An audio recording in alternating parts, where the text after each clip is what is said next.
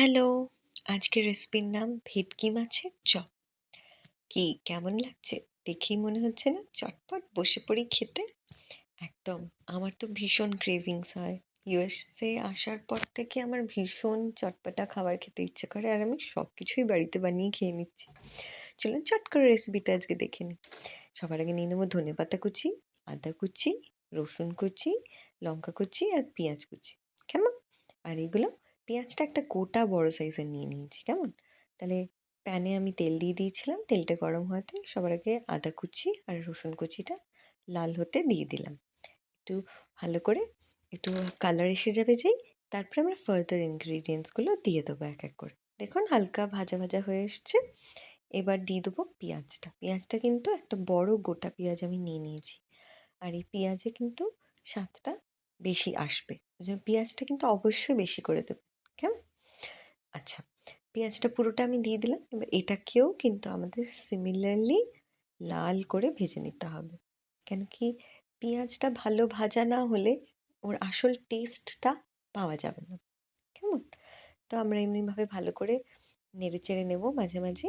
দেখুন এইভাবে করতে করতে কেমন হালকা হালকা কালার ধরে গেছে। দেখেই মনে হচ্ছে এটা গোল্ডেন কালার এসে গেছে। তো এটা কুক হয়ে গেছে যতটা আমাদের দরকার ছিল। আচ্ছা, আমি নিয়ে নিয়েছি ভেটকি মাছ। যে কোনো সাইজের যে কোনো পোর্শনের আপনারা ভেটকি মাছ নিয়ে জাস্ট জলে নুন আর হলুদ দিয়ে সেদ্ধ করে নেবেন। তারপরে ব্যাস কাঁটা ছাড়িয়ে নেবেন। আমি ছোট ছোট কাঁটাগুলো ছাড়িয়ে বার করে দিয়েছি আর মাংসগুলো ছাড়ানোর সময়তেই একটুখানি শ্রেডেড অবস্থায় এসে গেছিলো। আর একটু হাতে গুঁড়ো গুঁড়ো করে নিয়েছি। বেশি ঘাঁটবেন না, জাস্ট হাতে যেন ফিল হয়। ব্যাস ওটাই আমি দিয়ে দিলাম পেঁয়াজের উপরে। কেমন?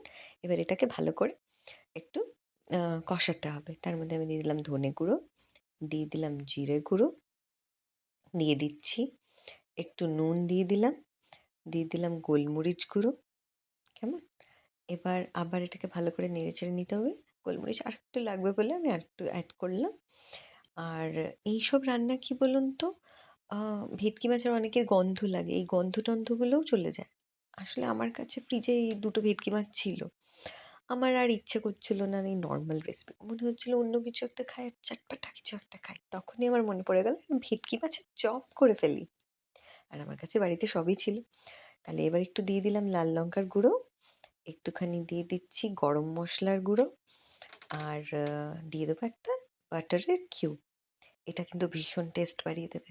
এবার দিয়ে দেবো কুচি করে রাখা লঙ্কাটা আর ধনেপাতা কুচিটা। ধনেপাতা কুচিতেও ভীষণ টেস্ট আসে। আপনারা চেষ্টা করবেন পাতার সাথে ওর ডাঁটার পোর্শনটাও দিয়ে দেওয়ার কুচি। কারণ কি ওটা থেকে ভীষণ ফ্লেভার বাড়ে। এবার ভালো করে ছোট ছোট করে মিহি করে কাটবেন।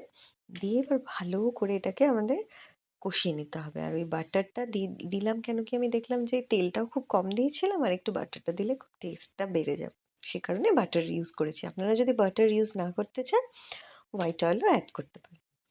দেখুন খুব সুন্দর ভাজা ভাজা ভাজা ভাজা করে নিয়েছি। আমি একটু কিন্তু চিনিও দিয়েছিলাম, হ্যাঁ, নুনের সাথে ব্যালেন্স করার জন্য। এবার দিয়ে দিচ্ছি এটার খুব ইম্পর্ট্যান্ট একটা জিনিস, সেটা হচ্ছে লেবুর রস। লেবুর রস ভীষণ টেস্ট বাড়িয়ে দেবে এই রান্নাটা। দিয়ে আবার বেশ কিছুক্ষণ লাল করে নেড়ে নিলাম। দিয়ে এবার একটা পাত্রে ঢেলে রেখে দিয়েছি। নিয়ে নিয়েছি অলিভ অয়েল, আপনারা সাদা তেলও নিতে পারেন। নিয়ে নিয়েছি একটা ডিম, ওটাকে গোলমরিচ আর নুন দিয়ে ফেটিয়ে নিয়েছি।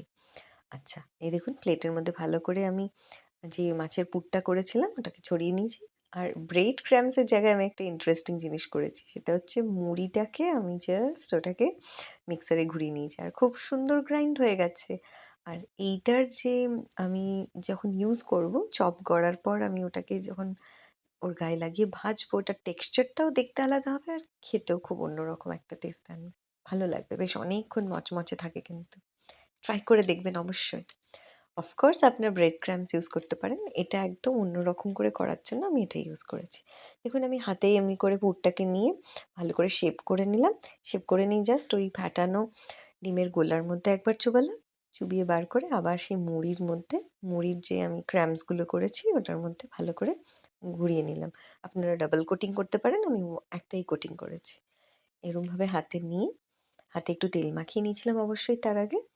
যার জন্য আমার গড়তে সুবিধা হলো। আর এরকম করে খুন্তির মুখে করে নিয়ে গরম তেলে জাস্ট ছেড়ে দেবেন।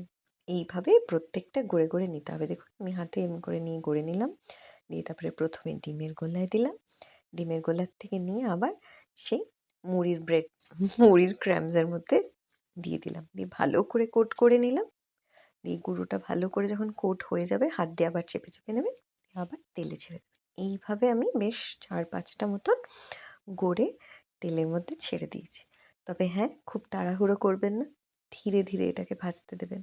তখনই উল্টাবেন না। দেখুন একটা দিক ভেজে গেছে, তবে উল্টে দিয়েছি। ওপরের দিকটা দেখুন কেমন লালচে একটা ব্রাউনিশ কালার এসছে। ঠিক সিমিলারলি নিচের কালারটাও তাই আসবে। এইভাবে ভেজে নেওয়ার পর ব্যাস প্লেটে তুলে নিয়েছি, আর অপেক্ষা করা যাচ্ছে না। আচ্ছা, আপনাদের বলতে ভুলে যাই কিন্তু আপনারা প্লিজ সাবস্ক্রাইব অ্যান্ড লাইক করে দেবেন ভালো লাগলে আমার রেসিপিটা অবশ্যই।